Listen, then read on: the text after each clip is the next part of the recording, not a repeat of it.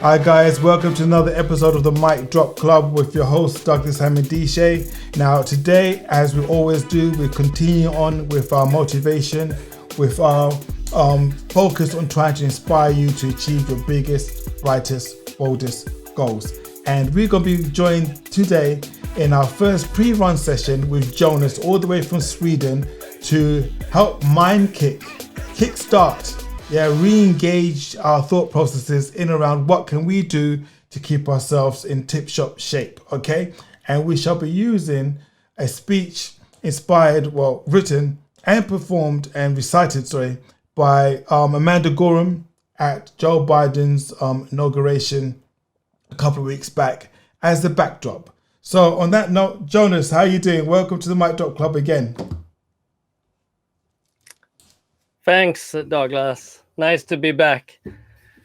This is where this is where it's at. This is where it's at. Yeah.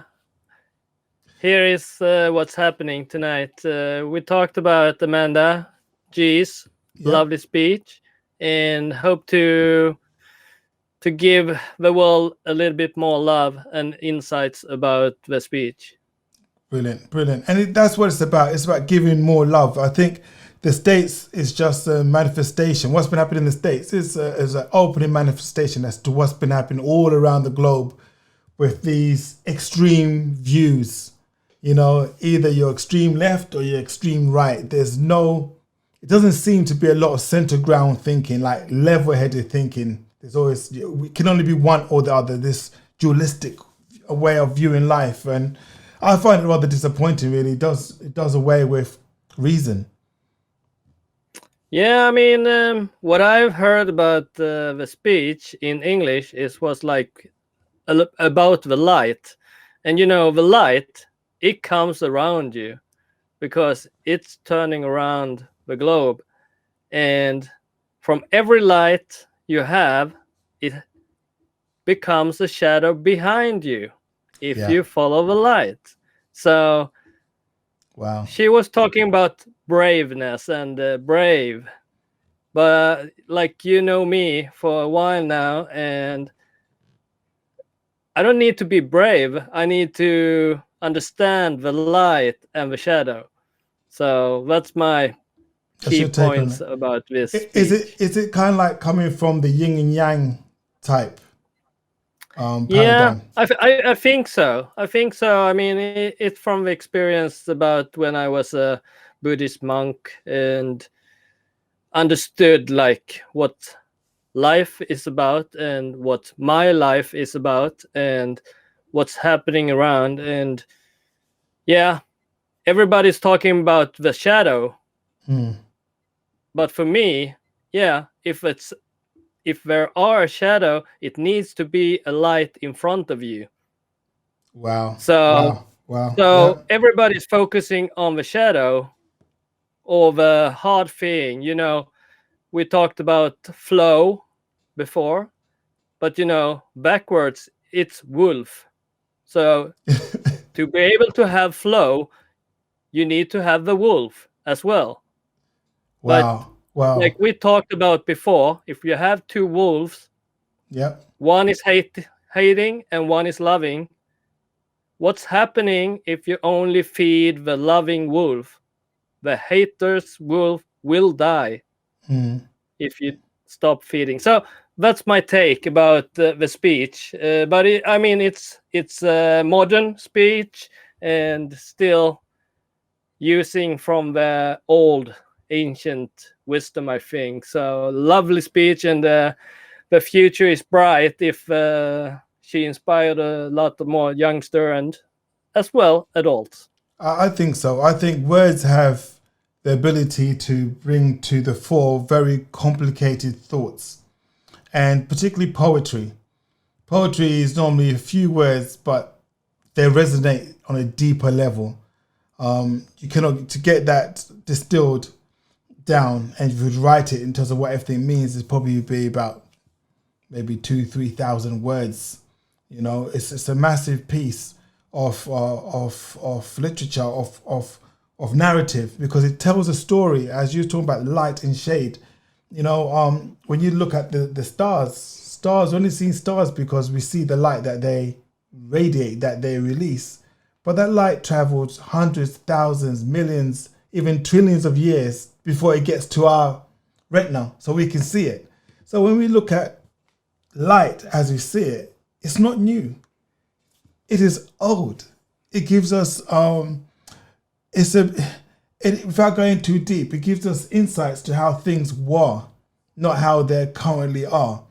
And within the poem, she talks about being in the very beginning. She sets the scene that, as you mentioned, being brave, and then the belly, inside the belly of the beast. And that signifies the anguish, the mental, physical torture of people that are under subjugations, people who are struggling. You know, they feel they're in the belly of the beast. They feel that they're being consumed by either the greedy wolf. They feel that they're inside the beast, and they've learnt that quiet isn't always peace. And peace is one of those words, when I heard it, I thought, okay, peace. You know, the Western word or Western understanding of the word peace is to be passive, is to be quiet, is to be at rest, you know. But not all languages use the word peace to mean that same thing. Because no, exactly. Not all other languages. Some languages, peace is a action word, you know, meaning you have to go and do something to get that peace, you know. So it was interesting take on how now she spun it, and the fact that she asked for unity, you know, it was a hopeful speech, unity, UNITY, across all the races, because at the end of the day, when poverty doesn't have any race assigned to it, if you're broke, you're broke. That's it, as far as I'm concerned. If you have no money, I think the only discrimination now in the century we're in is centered more around wealth. You know, the haves and the have-nots, and it's only the have-nots that get down to fighting like crabs. I've seen crabs or eels in a bucket. Yeah, they fight each other in that bucket, but none of them can get out because the way the bucket is shaped. You just keep fighting. So a lot of people, we can behave like crabs in a bucket, and we will argue and fight over observable differences, color, gender, age. But really, if you study wealthy people, talking about in money-wise, not wealth in abundance of happiness and joy and health, talk about just wealth in terms of money, they don't really have those types of debates amongst themselves. Certainly they don't make decisions based upon, I'm not going to invest in you because you're a woman, or you're a homosexual, or you're a child. They don't. They just they take a look at, is this going to be a mutually beneficial collaboration or exchange? And I think that is where we need to start operating at. I felt she was brilliant. Yeah, she was brilliant, and I mean, it was a good timing, still, and I think about what you said, peace means an action for most people, but for me as well, I mean, when I hear the word peace in English, it means two things for me. It means action, but it means also peace, like to just stand still. Peace. Don't need to do anything. Like often my friends is asking me, what are you doing today, Jonas? You always do things. Yeah, I will do nothing today. And then they say, how do you do that? How do you do nothing? And that for me is like, yeah, I got peace. Yeah. I do peace. I do nothing. Yeah, I like that. Okay, guys, everybody ready? Atomic mic drop. Here you go. We're getting warmed up. Because again, that whole notion of what we consider to be peace and at rest, and sometimes we're so busy moving and that we cannot stop to watch how things fall and land, and then you could decide what to do. We're too busy trying to catch things in mid-flight. It's like being in the snow blizzard. You know, the kids have those toys where they shake it, and inside is snow and water, and there's like an ornament inside, and then they have to let it sit and watch all the snowflakes or whatever petals land. Too often we're chasing those petals, and we're not able to prioritize because we're not still. Society has given us this notion that being busy is good. So even when you're at work and you're having your deep thoughts, if the boss comes, you pretend to be working. You straight away like typing rubbish on your keyboard, pretending to go in and out of our folders. Why is that? I think it's like the culture a lot of corporate has built. Go back again. People is born lazy. But it was so successful if you had a busy schedule. But I was personally more successful when I had air in my schedule.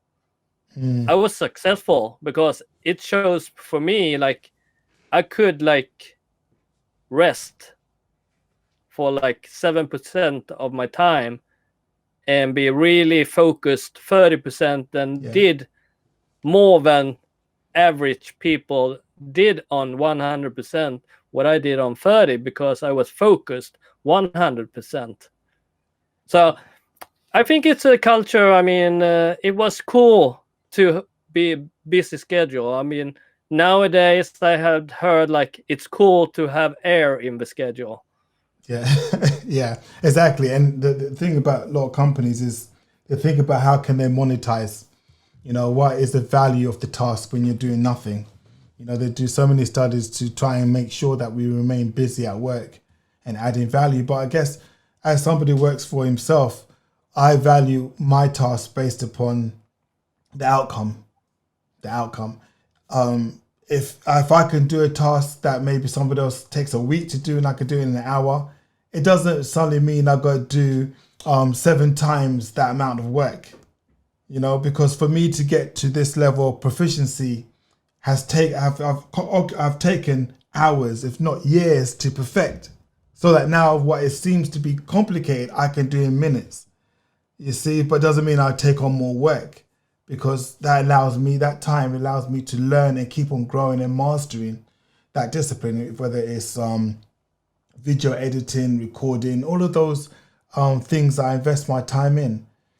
So yeah, value is where it's at. I told my daughter the other day that before the lockdown, we had a conversation in terms of looking for work, and she was rather concerned that the wage packet that she will start to get as a young woman at university would not be reflecting what she really wants.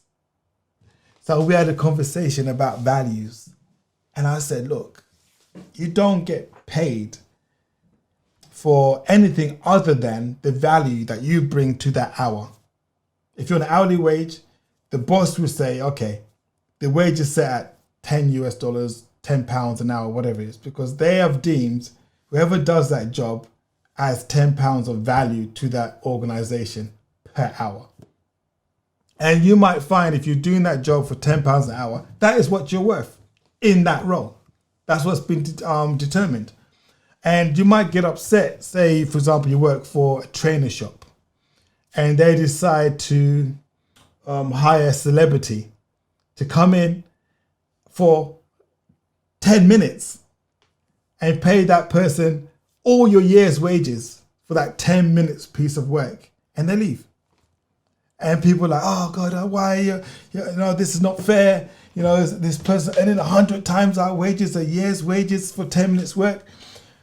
What the organization that has determined is that celebrity's 10 minutes in that store will bring more revenue, more business, more money than what you're doing full time per hour, whatever it is, 35 hours a day for the whole year, because they know the direct return on the revenue is such. So you should be always thinking about what value you're bringing in.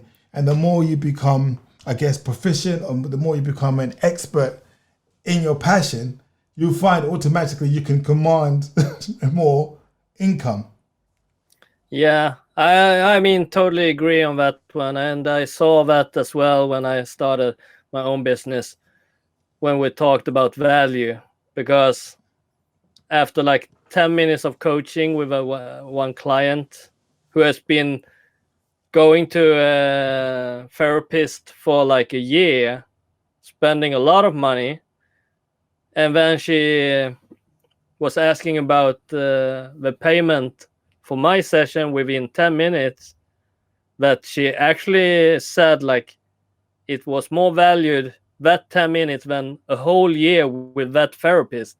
And I told her like, yeah, it cost about a year, but I made it on 10 minutes.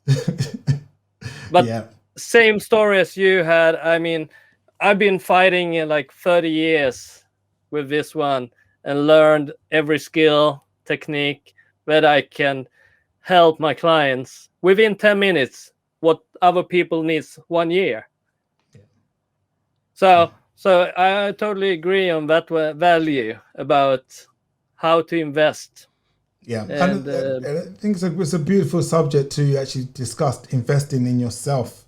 You know, building up your skills based and wrapped around that which you are passionate about.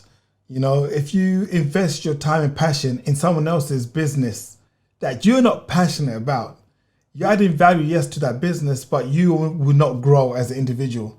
And this is why sometimes people find themselves depressed, highly anxious, worried, concerned, you know, because their skills don't enable them to do what they want to do.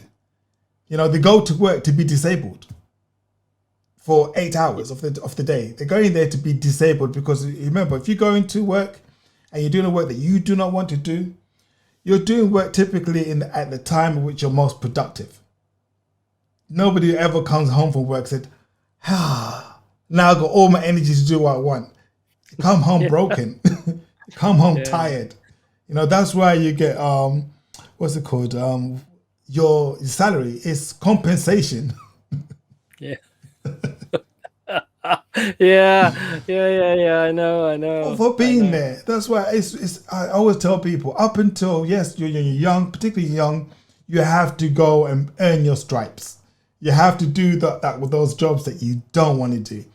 But it also comes at a time when you got more energy, you got more youth, vigor, vitality, and all these things. Because when young people say to me, "I got no energy," I say, "No, don't lie." I say, "Don't lie."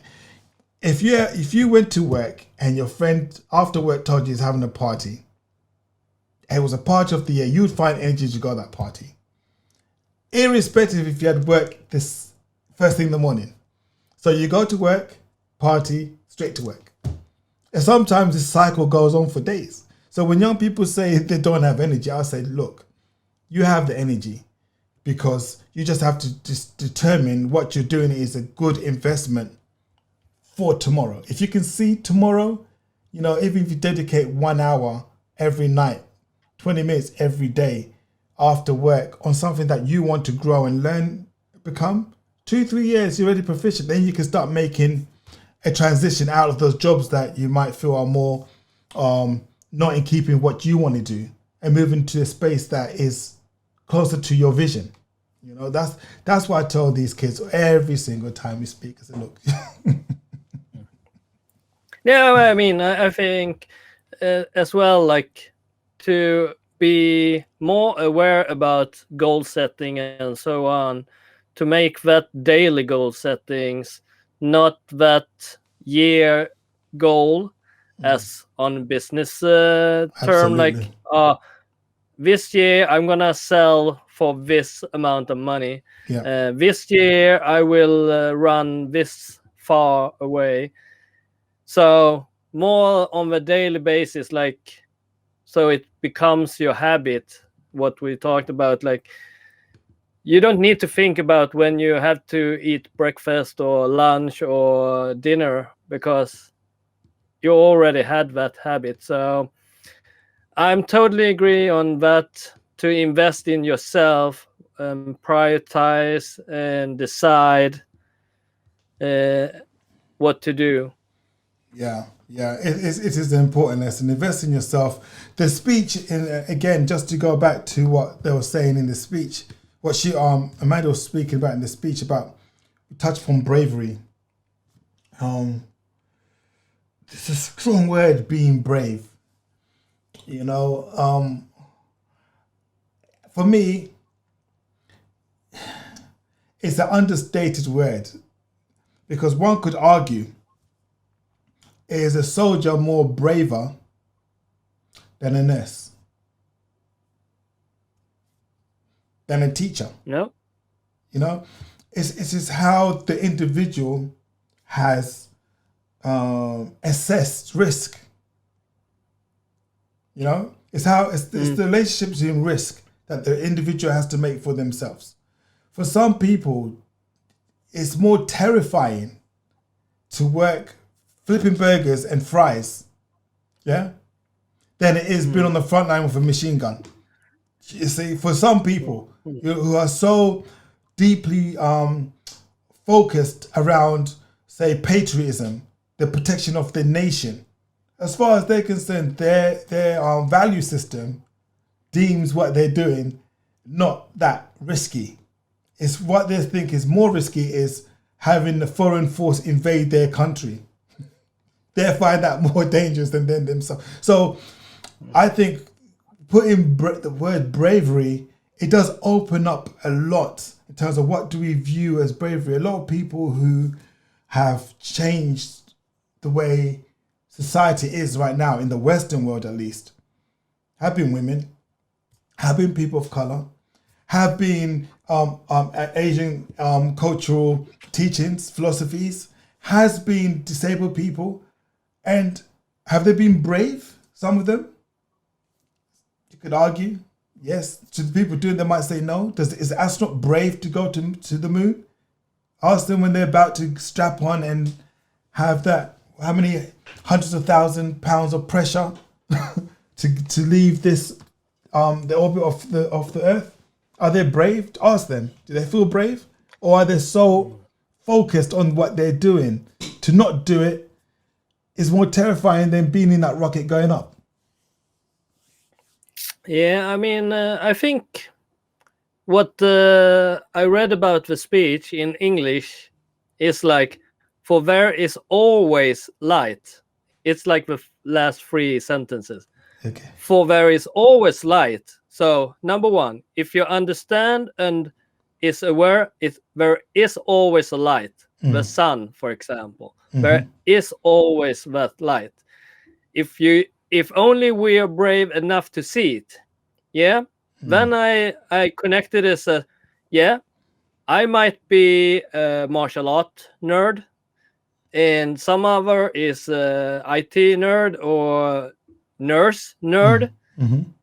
That is the braveness for me, when they can see the light.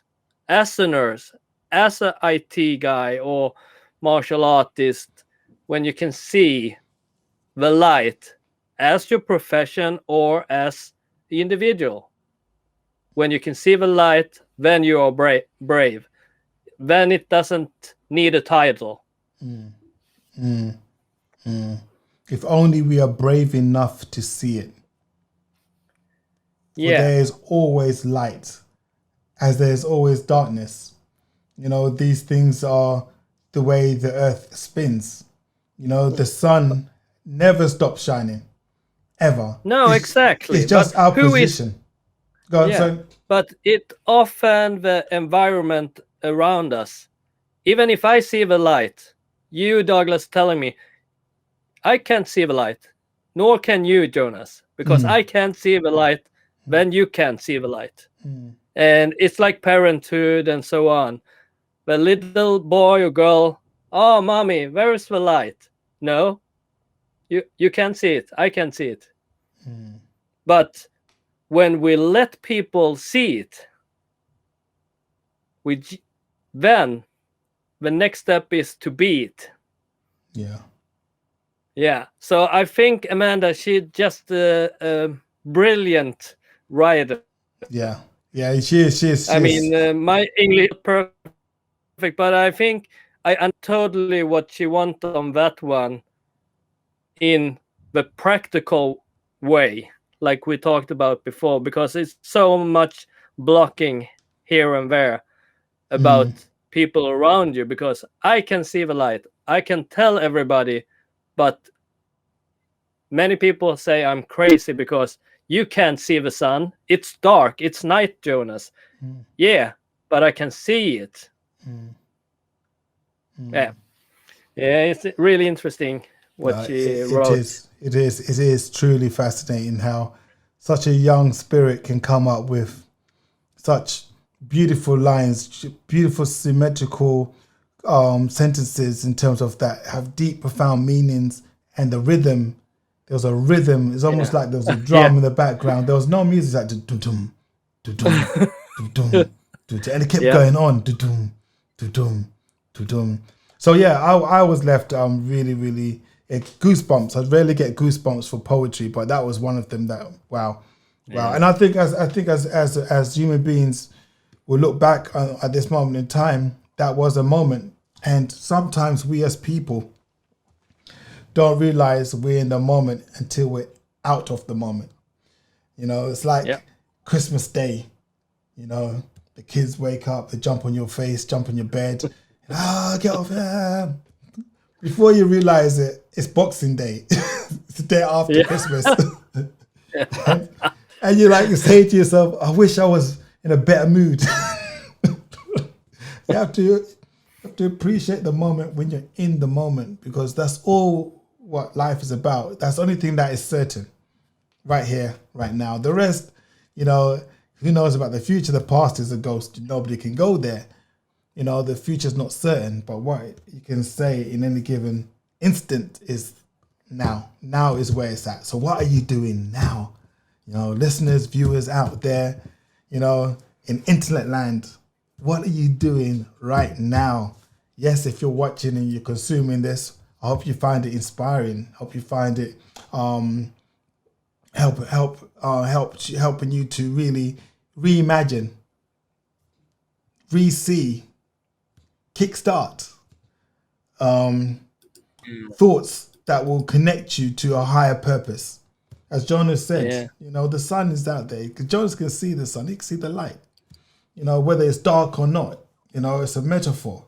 Your light is within. Everything within the universe is inside you in terms of atoms and your molecular structure. All of these, from carbon, hydrogen. I forgot the other two. It's so bad. But all the essential elements that make up the universe are in you. So you are the universe. You are one of the universe. So there's sun out there, light out there. There's light within you. Even though you might say that the human body operates in total darkness.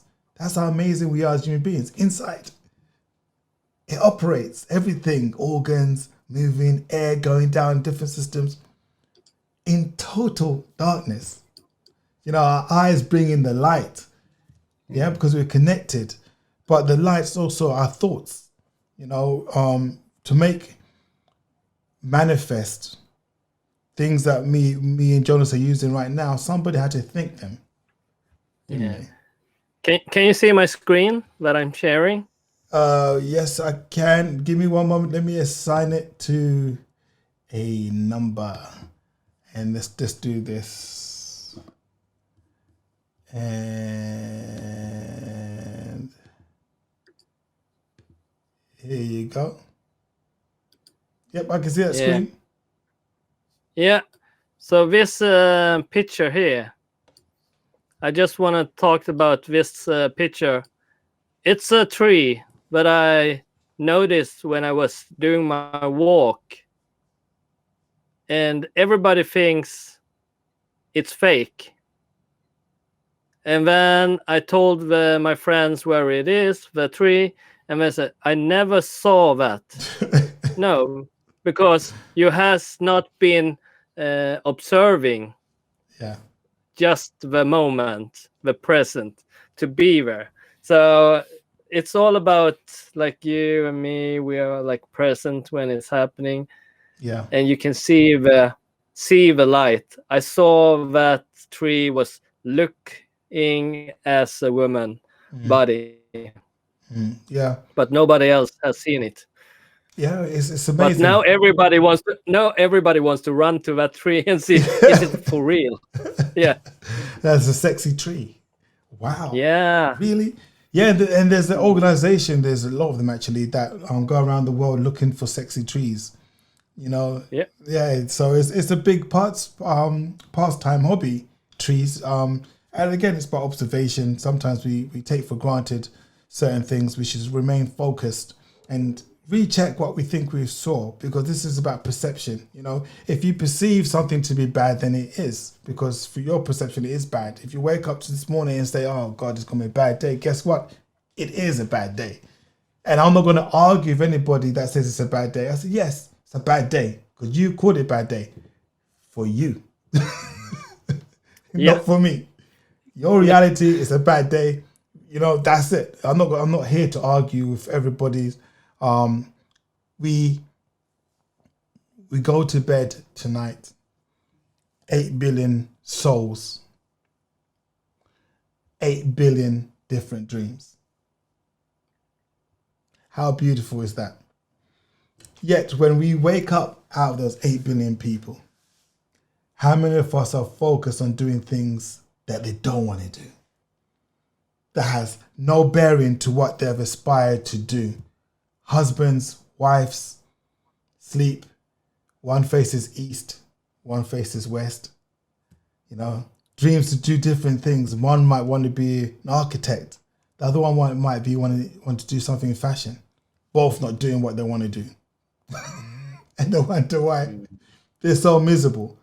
You know, if you find that you're in that situation, the one thing I would humbly suggest or humbly advise, if I can even give advice, is you don't break somebody else's wish, somebody else's goal, somebody else's dream, just because every time you sleep, you put your dream under the pillow and leave it there.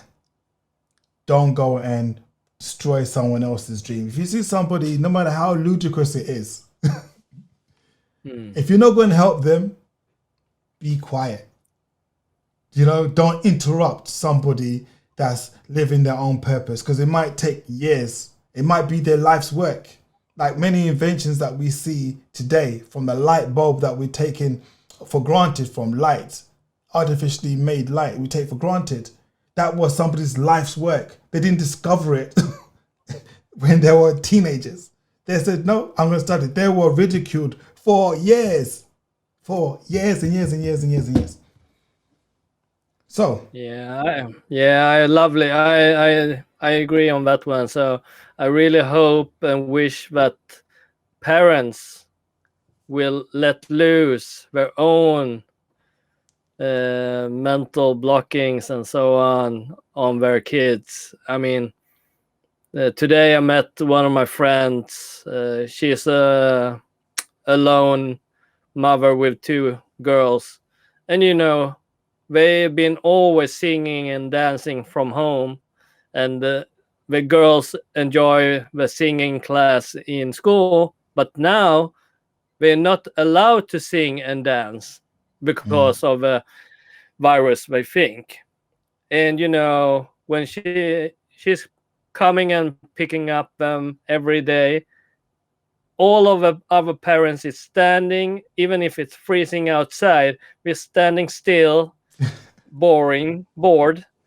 But you know, the mom, she's dancing and singing. And you see, the people are looking at her as she's a crazy person. And her girl mom, they're looking strange at you. Yeah, because they don't know about life. Yeah. So I really hope that the world is changing now to everybody's dream should be supported. 100%. Don't be a dream assassin, like sniper. No. You know, don't be that. No. We don't want that. No. We don't want that. No, Support each other. As we are, this was our first live stream, motivational, using Amanda Gorman's fantastic inauguration speech as poem as the backdrop of this mic drop with Jonas Fröjd. We just want to wish you a very safe week. Okay, keep inspired, keep pushing those boundaries, keep rethinking, mind kick, fly kick, do drop kicks all over your mind to make sure that it works properly. And me and Jonas will catch you next week.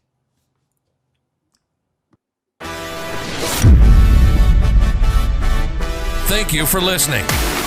Don't forget to check out MindDropClub.com and get the show notes and useful links. Subscribe to the podcast. Don't just live life, make life boom.